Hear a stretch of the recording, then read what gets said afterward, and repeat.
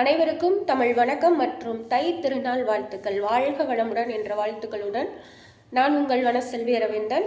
சிந்தனைக்காக 3 செயல்களை பற்றி ஒரு நிமிட சிந்தனை. 1 தூக்கம், 2வது தூக்கத்தை விடுதல், 3வது மூச்சு போல முயற்சி செய்தல். தயவு செய்து சரியான நேரத்தில் தூங்கி சரியான நேரத்தில் எழுந்திருக்க வேண்டும். பிறர் நமக்கு செய்யக்கூடிய பாவம், துரோகம் எல்லாம் நமக்கு தெரிகிறது. நாமே நமக்கு செய்கிறோமே, முதலில் அதை எப்படி களைவது? உணவு உண்ட பின் செரிமானத்திற்கே நேரம் செலவாகி விடுகிறது. இந்த உடலுக்கு ஓய்வு என்பதே இருப்பதில்லை. சீக்கிரமாக தூங்கி பழக வேண்டும். 2வது, நபிகள் நாயகம் சொல்லுகிறார், அருந்த செருப்பை எறிவது போல படுக்கையை எறிந்துவிட்டு சுறுசுறுப்பாக எழுந்திருக்கிறவன் தான் வெற்றி பெற தொடங்குவான் என்கிறார். படுக்கையில் உருண்டு பெறலாமல் உடனடியாக அருந்த செருப்பை வீசுவது போல படுக்கையை வீசிவிட்டு எழுந்திருக்க பழகுங்கள். 3வது, மூச்சு போல முயற்சி செய்யுங்கள். மூச்சு இல்லை என்றால் உயிர் பிரிந்து விடும் இல்லையா? உயிர் இருக்கிற வரை மூச்சு போகிறது.